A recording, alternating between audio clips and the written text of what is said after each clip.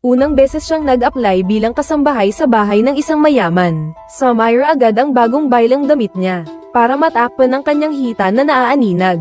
Nagsinungaling siyang masyadong mainit ang panahon. Dali-dali niyang hinubad ang kanyang jacket at itinali ito sa baywang. Habang nagpapasalamat siya dahil hindi siya nahalata ng may bahay, lumapit naman ang mayamang asawa at masayang nakipagkamayan sa kanya. ZZZ.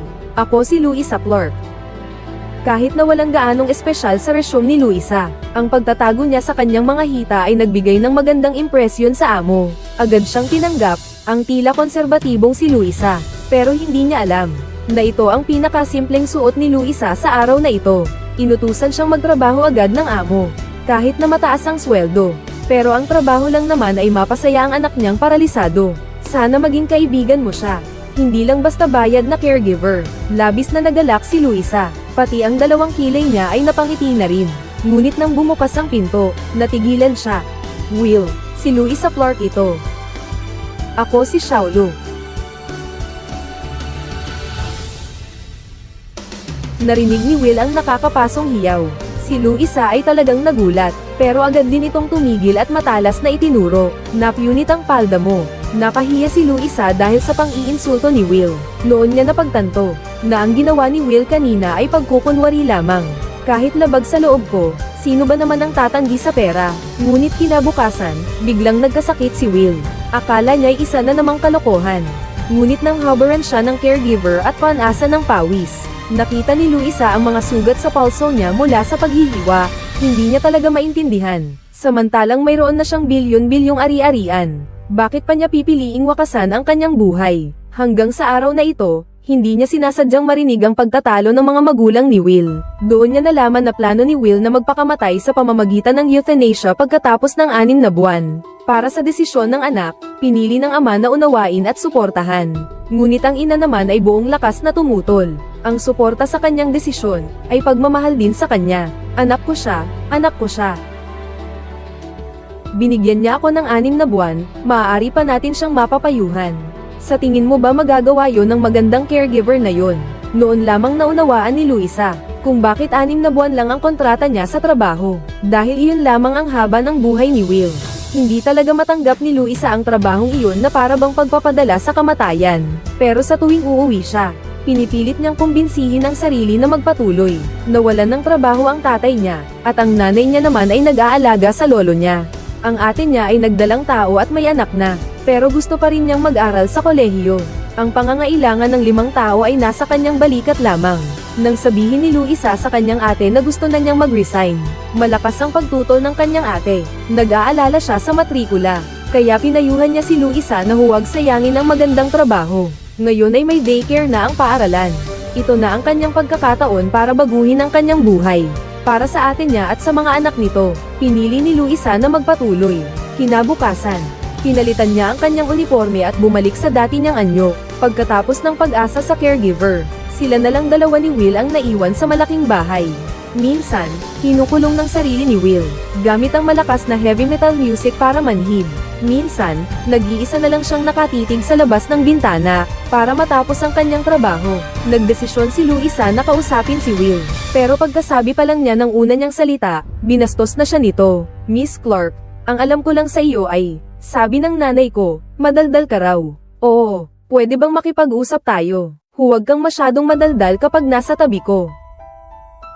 Ni Luisa man ay hindi inaasahan na ang lalaking ito ay ganoon kahirap pakisamahan. Kaya naman pala, bago siya, 4 na caregiver na ang kanyang napaalis. Pero ang pagtitiis ay hindi rin solusyon, dahil ang trabaho ni Luisa ay mapasaya si Will.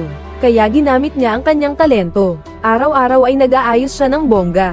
Minsan naman ay nagbibihis siya na parang isang nag-iinit na chameleon. Minsan naman parang patimpalak ng mga modelo sa probinsya. Ang tapang ng mga damit niya, walang exception, sinimangutan siya ni Will. Pasensya na. Hindi inaasahan ni Luisa na may makita siyang lumang litrato ni Will. Nang mga panahong iyon, masigla siya at mahilig sa mga extreme sports. Pero ngayon, ganito na ang itsura niya. Ang napakalaking pagkakaiba ang nagturo sa kanya, na gumamit ng isang mapagpanggap na ugali para itago ang sarili. Ang mga araw na nagtatrabaho siya para sa mayayaman, ay hindi madali para kay Luisa. Ngunit buti na lang at may pagbabago. biglang dumalaw ang ex-girlfriend ni Will, at may kasama pa siyang kasalukuyang boyfriend. Ang taong ito ay ang matalik na kaibigan ni Will. Hindi lang sila nakaramdam ng kahit kaunting hiya, kunwari pa silang nag-aalala kay Will. Anong sadya ninyo rito sa aking bahay? Pasensya na, matagal na akong hindi nakadalaw, sobrang busy kasi. Sobra akong pinapagtrabaho ng kumpanya, pati weekends hindi ako pinapatahimik. Tama, ang gulo-gulo ng studio, nakakabaliw. Nasaktan ng gusto ang puso ni Will sa pangyayaring ito. Bago umalis, bigla na lang nag-iwan ng sisi ang ex-girlfriend niya. Alam mo, ilang buwan na akong nagsusumikap, tinatanggihan niya lang ako, ayaw akong makita. Natutulungan mo lang ang mga taong gustong matulungan. Pagkaalis niya, binangga ni Will ang kanilang litrato gamit ang kanyang wheelchair. Iyon na lang ang paraan niya para mailabas ang sama ng loob niya. Nakaramdam ng iba't ibang emosyon si Luisa habang pinagmamasdan ang nasasaktan na si Will. Ikinwento niya ito sa boyfriend niya. Pero hindi naman ito nagulat ang boyfriend niya. Hindi rin naman siya masisisi sa naging ex-girlfriend niya. Kung ako kaya ang nasa posisyon niya, na may high-level spinal cord injury, magiging tapat ka ba talaga sa akin? Syempre naman. Ayokong may maawa sa akin kaya lang ako mananatili, hindi maintindihan ni Luisa.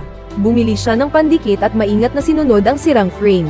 Pero lalo pang sumama ang loob ni Will nang makita niya ito at mas lalong kinutya si Luisa. Sinabi nilang pangit ang suot niya. Sinabi nilang wala siyang silbi. Ngunit sa pagkakataong ito, tuluyan nang sumabog si Luisa. Bakit ka ba ganyan kasama? Ang iyong mga kaibigan ay tinatrato mo ng napakasama. Okay, sila naman ang may kasalanan. Gusto ko lang naman gawin ang trabaho ko ng maayos. Kaya naman sana huwag mong gawin. Masama ang buhay ko tulad ng sa mga taong nakapaligid sa iyo. Paano kung ayaw na kitang makita? Wala kang magagawa. Inuupahan ako ng nanay mo. Hanggat hindi niya ako tinatanggal, dito lang ako. Huwag mong isipin na nagmamalasakit ako sa iyo o nasisiyahan akong kasama ka. Dahil lang sa pera to. Ang katapangan ni Luisa ang nagbigay sa kanya ng respeto. Mula noon, hindi na siya inaway ni Will. Bagkus, nagkaroon pa siya ng kaunting pagkamausisa sa natatanging babaeng ito.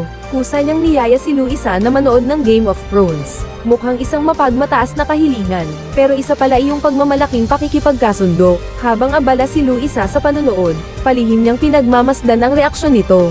Lagi nating inaasahan na ang mga nakakatuwang bidyong ating ipinagbabahagi, ay magugustuhan ng ating mga kaibigan. Si Will ay hindi rin naiiba. Simula noon ay nagkaroon na sila ng parehong pinag-uusapan. Unti-unti silang nagbukas sa isa't isa, at nagkwentuhan ng walang pag-aalinlangan. Kaya naman pala, madaling pakisamahan ang mayabang na anak mayaman. Kaya naman pala, ang ganda ng loob niya, napaka-cute. Lubos ang pag-aaliw ng ina ni Will sa pagbabago ng kanyang anak. Nagulat na rin ang caregiver at sabi, matagal na rin pala siyang hindi nakikitang ganyan kasaya. Mabilis na dumating ang taglamig, nagyayelong ang labas. Medyo sipon lang si Will, pero sumirit ang lagnat, dahil hindi siya makapagpawis ng normal. Ang matinding lagnat na kinasangkutan ng pulmonya ay nagdulot sa kanya ng matinding paghihirap. Si Luisa, na hindi mapakali, ay nagbantay sa kanya buong magdamag. Plano niyang buksan ang kanyang laptop para maghanap ng impormasyon. Ngunit hindi inaasahang nakita niya si Will, na dating mayaman. Nang panahong iyon, siya ay gwapo at may 6 na abs. Bata pa lamang siya ay may ari-arian na mahigit 100 milyon. Isang tunay na matagumpay na tao, napakaganda ng kanyang anyo. Anumang extreme sports ay nilalaro niya, at mas magaling pa siya sa iba. Masasabing perpekto ang buhay niya. Pero binigyan siya ng tadhana ng isang malaking biro. Isang aksidente sa sasakyan ang nagdulot ng pinsala sa kanyang spinal cord, paralyzed mula leeg pababa, maging ang pagdumi ay hindi na niya kontrolado. Nang malaman niya ang lahat ng ito, naawa si Luisa kay Will. Pagkatapos ay nagising siya, at ngumiti kay Luisa. Nakita niyang gumiginhawa na si Will, kaya't balak na niyang umalis. Ngunit pinakiusapan siya ni Will na huwag siyang iiwan, kahit na makipag-usap lang sa sarili. Kaya naman ang tono'y medyo pilay na. Kinanta niya ang lullaby na inaawit ng kanyang ama noong bata pa siya. Yung paborito niyang medyas na may guhit na parang bubuyog. Ngunit sayang, wala na siyang mabili ngayon. Nang gabing iyon, nagkwentuhan sila ng nagkwentuhan. Nahawa rin si Will sa optimismo ni Luisa. Unti-unting sumilay ang ngiti sa kanyang mukha. Mula noon, hindi na sila naging doktor at pasyente. Naging matalik na silang magkaibigan. Usisa ni Will kay Luisa. Saan niya natutunan ang kakaibang estilo ng pananamit niya? Aminado siya na natanggap siya sa Manchester University, at mag-aaral sana siya ng fashion design. Pero para sa pamilya at sa buntis niyang ate, tinihil niya ang pag-aaral. 6 na taon na siyang nagtatrabaho sa isang mumunting cafe. Naawa na rin si Will sa kanya. Dapat mong palawakin ang iyong pananaw, Lorp. Iisa lang ang buhay. Responsibilidad mong mabuhay ng masaya at makabuluhan. Ang hindi pagtupad sa kanyang mga pangarap, ay isang malaking sakit sa puso ni Luisa. Kaya naman, binago niya ang usapan at pinaalalahanan si Will na mag-ahit na. Dahil kay Luisa, siya mismo ang nag-ahit ng mahabang balbas ni Will na maraming taon na. Nang maging makinis na ulit ang mukha nito, napatitig si Luisa, parang namamangha. Ang gwapo pala talaga ng lalaking ito. Ang weird ng expression mo, ah. Huwag mong sabihin na pati kilay ko inahit mo na rin. Isa lang naman. Dahil sa kanya, nawala ang pagkawalang gana sa mukha ni Will. Ngunit ng araw na iyon, hindi sinasadyang nakita ni Luisa ang pag-uusap ni Will at ng mga tauhan. Napag-alaman niyang inaprobahan na pala ng Switzerland ang kanyang kahilingan para sa assisted suicide. Lubhang nababagabag si Luisa. Para bang lahat ng pagsisikap niya sa nakalipas na mga buwan ay walang saysay. Nalulungkot siyang nagsumbong sa kanyang ate. Sinabi niya na hindi na talaga siya makakapasok sa trabaho. Para bang pinapanood ko si Will na nagpapakamatay. Pero sinabi sa kanya ng ate niya, kung yun nga talaga ang gusto ni Will, bakit hindi natin gawing espesyal ang natitirang oras niya, para maging masaya siya, para maibalik ang sigla niya sa buhay. Isang listahan ng mga hiling, para malaman niya kung gaano kasaya ang buhay. Ipasyal mo siya, para mapangiti mo siya, kung ang listahang ito ay sapat na kahalagahan. Baka sakaling mapabalik ko siya sa akin. Sinimulan kong basahin ang maraming libro at impormasyon sa internet, at sa huli ay nakagawa ako ng perpektong plano. At humingi ako ng pahintulot sa mga magulang ni Will. Pag-eehersisyo, mga konsyerto, masaya akong makita siyang nakikilahok sa mga gawaing ito. Sige, Luisa, bigyan mo ako ng schedule. Aayusin ko ang aking schedule para makasama. Hindi, hayaan mo silang ayusin ang sarili nila. Dapat na natin silang pakawalan, para mabawi ni Will ang pagkalalaki niya, matapos makuha ang suporta ng mga magulang ni Will. Nag-aral si Luisa buong magdamag, dahil konti na lang ang oras na natitira sa kanya. Ang unang lakad ay ang panunood ng karera ng mga kabayo. Nagsinungaling siya na hindi pa nanonood ng karera ang caregiver. Inaya niya si Will na sumama sa kanila. Pero pagdating sa kerahan, bumagsak ang wheelchair ni Will sa putik. Agad namang tumawag ng ilang malalakas na lalaki si Luisa para tumulong. Ikinainis naman iyon ni Will. Magaling. Salamat sa inyo. Nakarating na tayo, magiging masaya ito. Bago magsimula ang karera, may napansin si Luisa na kabayo. Pero sinabi ni Will na talo ang kabayong iyon. Dahil nakayuko ito at mapurol ang balahibo. Pero nanatili si Luisa sa kanyang kutob. Bahala ka na, gusto ko lang talaga to. Minsan kailangan mong sundan ang kutob mo. Magsusugal na ako. Nang magsimula ang karera, lahat ng kabayo ay tumakbo. Pero wala ang kabayong pinili ni Luisa. Parang ayaw sumali ng isa, mukhang pahinga ang balak nito ngayon. Mukhang ayaw din itong pilitin ng mga ngabayo, habang ang ibang kabayo ay buong lakas na tumatakbo. Pag-uwi niya ng gabi, inilabas ni Luisa ang 2 tiket, at inaya si Will na sumama sa kanya manood ng konsyerto ni Mozart. Sabi niya, hindi pa siya nakakapunta sa ganoong klaseng mamahaling lugar, at pakiusap na sana ay sumama si Will. Ang tiket ay binili ko 1 linggo na ang nakakaraan. Maaari mo akong tanggihan. Hindi ba pwedeng manood ng concert ni Jay-Z? Nakakalungkot, naubos na ang mga tiket niya. Di makinig na lang tayo kay Mozart. Kalmado lang ang hitsura ni Will, pero sa loob niya ay tuwang-tuwa, sa mungkahi ng ate niya. Nagbihis si Luisa ng pulang damit na hindi pa niya nagagamit. Tanggalin mo ang scarf. Ang scarf? Bakit? Kung susuotin mo ang ganitong klaseng cocktail dress, dapat ay magmukha kang tiwala at elegante. Ikaw lang naman, Will Trainer, ang magtuturo sa isang babae kung paano manamit.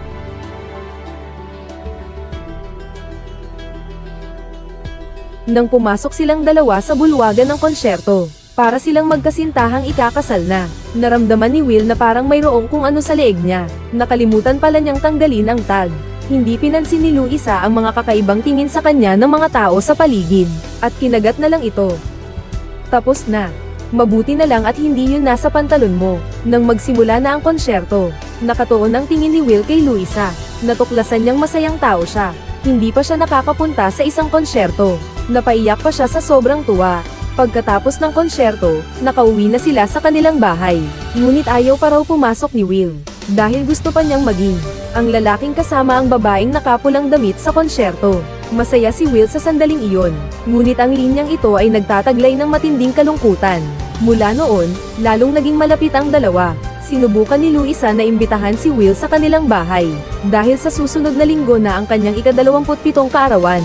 Ngunit wala namang pag-asa si Luisa, dahil ayaw mo sa mga estranghero, at ayaw mo ring kumain sa harap ng ibang tao. Mukhang halata na ang sagot. Sasama ako. Kung gusto mo akong sumama. Sa mismong araw ng birthday, tuwang-tuwa ang lahat sa pagdating ni Will. Sandaling nakalimutan ng tatay ni Luisa na paralisado si Will mula sa baywang pababa, at inilahad ang kamay para makipagkamay kay Will. Pasensya na, ako. Magbow na lang ako. Madaling naalis ni Will ang awkward na sitwasyon dahil sa mataas niyang EQ. Pero sa totoo lang, masaya siya sa loob-loob niya. Matagal na rin kasi simula nang may makisalamuha sa kanya na parang isang normal na tao. Hindi sinasadyang ginawa ng ama, ay nakapaglapit din sa kanya at sa pamilya ni Luisa. Sa hapunan, magkakasama ang pamilya at nananalangin. Ang ganitong masayang eksena ay hindi pa niya naranasan. Busog na busog siya sa kinain niya. Nang halos tapos na silang lahat kumain, noon lang dumating ang boyfriend ni Luisa na hingal na hingal. Tumakbo siya ng 10 kilometro sa loob lang ng 28 minuto. At para na rin batiin ang girlfriend ko, happy birthday. Pasensya na, nalate ako. Ayos lang, 28 minuto lang naman ang nalate mo. Kusang pinunasan ni Luisa ang bibig ni Will gamit ang kamay niya. Nakita iyon ng boyfriend niya, at parang nabasag ang isang tapayan ng suka. Kaya naman, agad siyang nagsimulang mangasar. Sabi ni Luisa dati ka ring mahilig mag-ehersisyo, Pat. Ayon sa pag-aaral sa Switzerland, pwedeng sanayin ang muscle memory. Patrick. Bakit ba? Gusto ko lang. Huwag ka nang mag-abala. Iisipin ko, salamat. Nang hipan ni Luisa ang kandila, nagpasalamat ang tatay para sa buong pamilya. Hindi namin kakayanin ang nakaraang taon kung wala ka, tay. At kay Will din, salamat sa pag-empleyo mo sa kanya. May nagsakripisyo na rin pala, hehe, karangalan ko po iyon. Inilabas ni Lolo ang inihandang regalo, isang makapal na libro, na nagtatala ng paglaki ni Luisa. At dito, sinamantala rin ng kasintahan ang pagkakataon para ilabas ang inihandang regalo. Pagkabukas nito, isang murang kwintas pala, at ang nakasulat dito ay ang pangalan ng kasintahan si Patrick. Panghuli, nagsabi rin si Will na may inihandang regalo. Nakita iyon ng kasintahan, kaya't para siyang napapaso sa kinauupuan. Aba, hindi ako makapaniwala. Ano kaya iyon? Saan mo ito nakuha? Lihim yan. Pantyhose. Ang pinakamagandang pantyhose sa buong mundo to. Susukitin ko na ngayon. Halatangang gustong-gusto ni Luisa. Tingnan mo, halos lumipad na ang kilay niya sa sobrang tuwa. Masayang masaya si Will ngayong gabi. Pero bago siya umalis, tinawagan niya ang boyfriend ni Luisa. Patrick, salamat sa iyong mga mungkahi sa pag-eehersisyo. Gusto ko lang makatulong sa girlfriend ko para maging mas produktibo siya sa trabaho. Ang swerte mo naman sa kanya, magaling siyang magpunas ng katawan.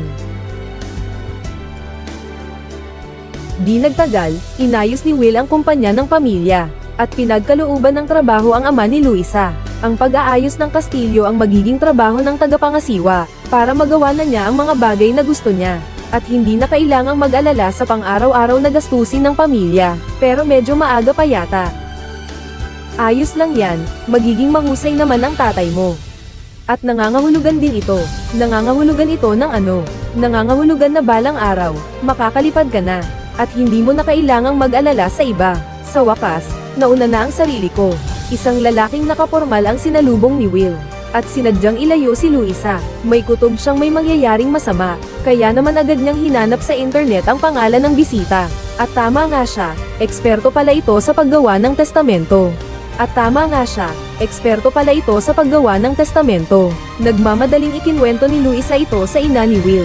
Akala ko'y lumiliwanag na ang kalooban ni Will at nakalimutan na niya ang nakaraan. Ngunit hindi pala, nasa isip pa rin niya ang pagpapakamatay. Sa gulat, hindi nakalimutan ng ina na bilin kay Luisa. Pakisamahan at alagaan mo siya ng mabuti sa kasal. Noong nakaraan lang pala, natanggap ni Will ang imbitasyon sa kasal ng kanyang dating kasintahan at kaibigan. Naroon sina Will at Luisa sa araw ng kasal. Pinagmasdan niya ang kanyang dating kasintahan na magandang-maganda sa kanyang kasuotan. Pinilit ni Will na pigilan ang emosyon niya, at hindi nagsalita. Sa isang salo-salo, kinausap ng ninang ng ex-girlfriend si Luisa. Diretso niyang sinabi na nagkamali ang bride sa napangasawa. Si Will lang ang sa mga playboy na iyon. Ang pinakakarapat dapat na pagkatiwalaan at mabuting tao.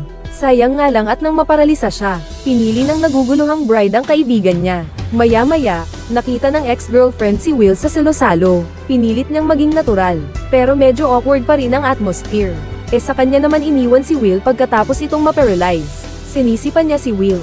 Pero ngayon, kasama si Luisa. Mukhang hindi naman nagkulang ang sigla ni Will. Malaking sampal yun sa kanya. Pero ginantihan din siya ni Will. Salamat din sa ibinigay mong yung salamin. Oo, salamin. Na-inlove ako sa salamin na yun. Basta, salamat. Hindi naman talaga salamin yung ibinigay mo. Alam ko naman. Para magantihan ng ex ko. Sumakay si Luisa sa wheelchair dahil sa kalasingan. Pinaikot ni Will siya. Naging sentro ng atensyon sa party. Bulong ng mga tao, nagpakasal na si Chea. Ikaw na paralisado, nakahanap ka pa ng pag-ibig. Lapit ka pa, ang bango mo talaga. Kung hindi lang ako nakaupo sa wheelchair, hindi mo siguro ay lalapit ng ganyan ang dibdib mo sa akin. Oo nga, kung hindi ka lang nakaupo sa wheelchair, hindi ka rin naman manunood. Abala ka na kasing nakatingin sa mga babaeng may blonde na buhok at mahahabang binti. Yung mga babaeng amoy ginto na kahit 40 metro pa ang layo mo ay maaamoy mo na. Samantalang ako, baka nag-aantay lang doon ng mga inumin. Isang invisible man, tama ba ako? Oo, pero sa totoo lang. Talagang masama ang ugali ko noon. Tama. Alam mo ba yun, Lorp? Ikaw na yata ang nagiging dahilan kung bakit ako bumabangon araw-araw. Sige, tara na. Saan man, tayong dalawa lang. Ano sa tingin mo? Sige na, Will. Sabi mo eh. Okay, hindi kaya na halata ni Luisa, na nagpapanggap lang si Will. Pero sa totoo lang, matagal na siyang may gusto sa kanya. Nakaupo siya sa kanyang wheelchair. Ito pala ang tunay na anyo ng pag-ibig. Matagal na ring hindi nakakatulog si Will sa labas ng bahay. Pero ang ganoong kabaliw na gawain ay inaprobahan pa ng kanyang ina. Dahil parang ang iyon ang kanyang anak, sigurado akong uminom ka, di ba? Magiging ayos lang ako. Naku, Will. Nag-enjoy tayo ng gusto. Totoo nga, na-infect pa rin ang baga ni Will. Sa muling pagkakakanfine niya, wala na siyang lakas kahit magsalita. Lumalapit na ang araw ng kanyang pagpanaw. Aminado na rin ang caregiver na alam na niya ang plano ni Will. 2 taon na niyang inalagaan si Will, kaya alam niya ang sakit na nararamdaman nito sa kalooban. Tinatago niya ang sakit niya kapag kasama ka. Pero minsan, kapag nag-overnight ako, naririnig ko siyang sumisigaw. Sa panaginip niya, tumatakbo pa rin siya, nag-ski pa rin. Marami pa rin siyang nagagawa. Pagkagising niya, kapag kaharap ko na siya, wala akong masabi. Wala akong karapatang husgahan ang gusto niyang gawin. Desisyon niya yun. Pero iyon ay bago ka pa niya nakilala. Oo, alam ko. Ginawa na niya siguro ang lahat ng kaya niya para mapasaya ka. Sana nga mabuhay pa siya, Luisa. Pero siya lang ang makakapagpasya niyan. Hindi ko siya hahayaang gawin iyon, hindi ko kaya. Uubusin na tayo ng oras. Kahit hindi pa niya sinasabi kay Luisa, pero hindi pa rin matanggap ni Luisa na makitang mamatay si Will. Nakiusap siya sa mga caregiver na sumama sa kanila sa paglalakbay, at nanalangin na sa huling paglalakbay na ito, ay makita ni Will ang ganda ng mundo, at mapagbago ang kanyang isip na magpakamatay. Ngunit ang ginawa ni Luisa ay lumampas na sa limitasyon ng kanyang kasintahan. 7 taon na silang magkasintahan. Tapos sasamahan niya ang isang lalaking paralisado na 5 buwan pa lang niyang kakilala. Tara, mag-impake, bigla ang lakad. Para mabawi si Luisa, naghanda ang boyfriend ng candlelit dinner. Pero ang totoo, para sa sarili niyang diet million. At sa buong relasyon nila, ang sarili lang niya ang iniisip niya. Hindi niya sineseryoso ang relasyon nila. Pasensya na, gumawa na ng desisyon si Luisa.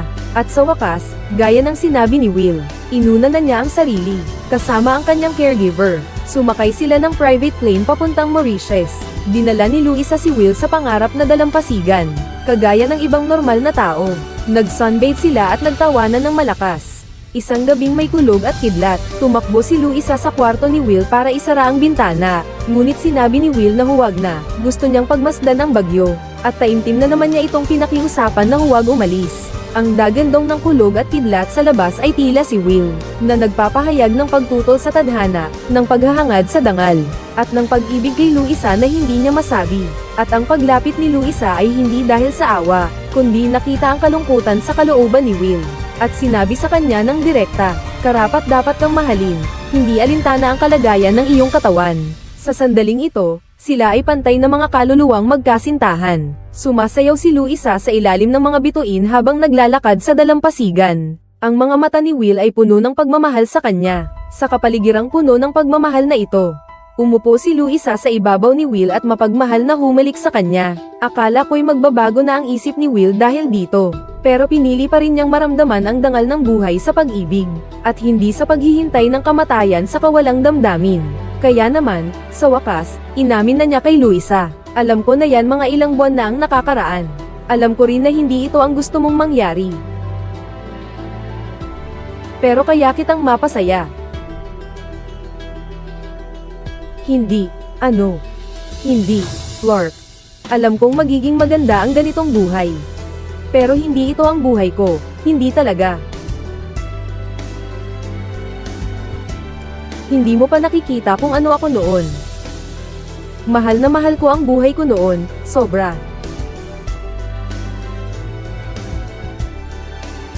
Hindi ako yung taong basta na lang tatanggap ng lahat. Siguro, pero ayaw mo man lang subukan. Ayaw mo man lang akong bigyan ng pagkakataon na subukan. Dahil nakilala kita. Sa loob ng 6 na buwan, tuluyan na akong nagbago. Kaya naman hindi kita kayang ipilit sa piling ko. Ayokong ikaw ay mawalan ng ibang magbibigay sa'yo ng lahat. At para maging mas makasarili, ayokong dumating ang araw na makita mo ako, at makaramdam kahit kaunting pagsisisi o awa. Hindi ko yun magagawa kailanman. Baka hindi mo alam. Hindi kita kayang titigan. Na nakasuot ng magagandang damit na umiikot sa aking kubo. At walang magawa. Hindi ako mabubuhay ng ganito. Pakiusap, Will, pakiusap. Ang mga sandaling ito ngayong gabi nakasama kita. Ang pinakamagandang regalo na maibibigay mo sa akin.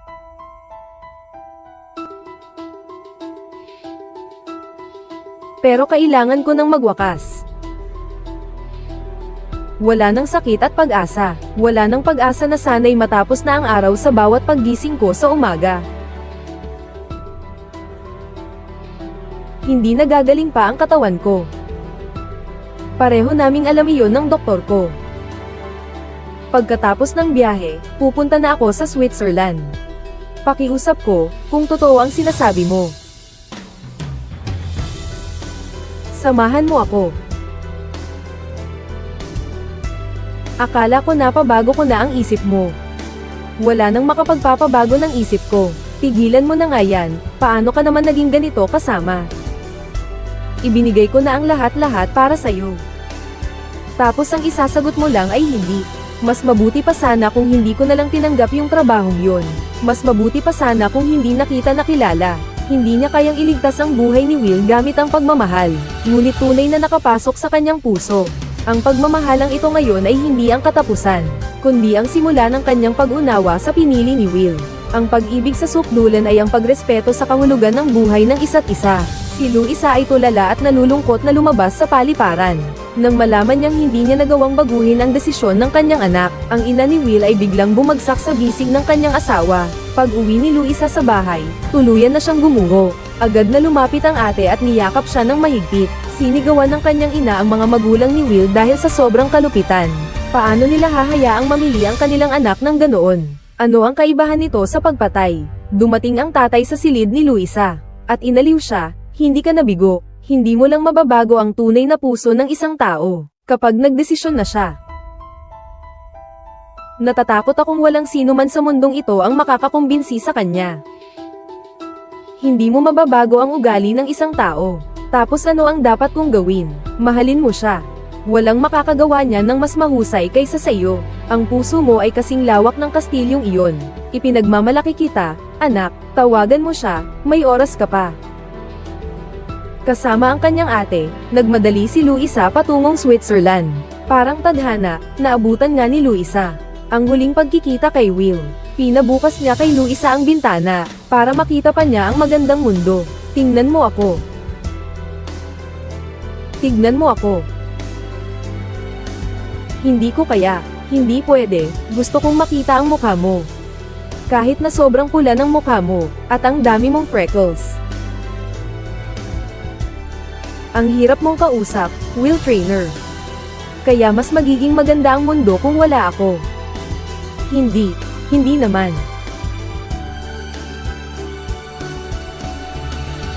Mag-iistay ka ba para samahan ako? Hanggat gusto mo. Tawagin mo na ang mga magulang ko. Walang dalawang dahon sa mundo ang magkapareho. Ang bawat pagkikita ng mga tao ay isang pamamaalam. Hindi nagtagal matapos mawala si Will, dumating si Luisa sa Paris. Isa ito sa mga madalas puntahan niyang coffee shop noong nabubuhay pa siya. Tulad ng napagkasunduan, binuksan ni Luisa ang sober na iniwan ni Will. Nandoon ang mga salitang hindi niya nasabi noong nabubuhay pa siya. Makinig ka ng mabuti. Pag-uwi mo, bibigyan ka ng abogado para sa mana ng isang bank account. Ang perang nasa loob niyon ay sapat na para makapagsimula ka ng panibagong buhay. Huwag kang mag-alala. Hindi iyon sapat para maging tamad ka habang buhay. Pero dapat ay sapat na iyon para magkaroon ka ng kalayaan. At least, hindi ka na muling magiging gapos sa maliit na bayan na tinatawag nating tahanan. Mabuhay ng buong tapang, Lorp. Sumulong ka, at huwag kang sisuko. Ipagmalaki mong isuot ang iyong guhit-guhit na medyas. Ang malaman na mayroon ka pang pagkakataon ay isang luho na nga, na magbibigay sa iyo ng mas maraming pagkakataon, at nagdudulot din sa akin ng ginhawa. Ganito na lang iyon. Clark, nag-iwan ka ng marka sa puso ko. Mula ng unang araw na pumasok ka sa bahay namin, gamit ang iyong matamis na ngiti at kaakit-akit na kasuotan, yung mga biro tungkol sa paa, at yung hindi mo kayang itago ang bawat emosyon mo. Huwag mo masyadong alalahanin ako. Ayaw kong malungkot ka. Mabuhay ka ng mabuti. Ayos lang kung maayos ka lang. Sa bawat hakbang mo, sasamahan kita, mahal kita, Will. Ang kanyang romansa at mga pangarap ay naging bahagi na ng buhay niya. Ang pag-iibigan at pagbabahagi nilang ito'y isang pag-ugnay ng mga kaluluwa. Muli na namang tumibok ang puso niya sa pulso niya. At si Luisa, na laging may pagmamahal sa mundo, ay dadalhin ang tapang na ibinigay niya. At gagawing isang tulang hindi kumukupas ang kanyang natitirang buhay. Siya ay isang mayamang binata, may kapansanan at mahirap pakisamahan. Siya naman ay isang simpleng babae, masipag at positibo. Pinasigla niya ang kanyang kawalan ng pag-asa. Tinuruan naman siya nito ng may pagmamahal na yakapin ang mundo. Kahit na ang pag-ibig ay dahan-daang sumibol sa kanilang pagsasama, pinili pa rin ni Will na mamatay ng may dignidad. Iniwan ang kanyang mana upang matulungan itong makalaya sa pagkagapos. Sa huli, dala niya ang tapang at pananaw na ipinagkaloob nito, tungo sa mas malawak na buhay. Ang pag-ibig ay hindi panghahawak, kundi ang maging mas magandang bersyon ng ating mga sarili. Kahit pa magpaalam, ay muling magtatagpo sa pagpapatuloy ng buhay. May isang magandang kasabihan, bago kita nakilala, akala ko'y wala ng silbi ang buhay ko. Ngunit nang makilala kita, nalaman ko, na kahit ang mga tuyong bulaklak ay nadiligan din pala ng ulan. Walang anumang paliwanag ang makakapalit sa orihinal na pelikula. Magandang pelikula, pwedeng magbago ng buhay. Ako si Miss, inaasahan ko ang muling pagkikita natin.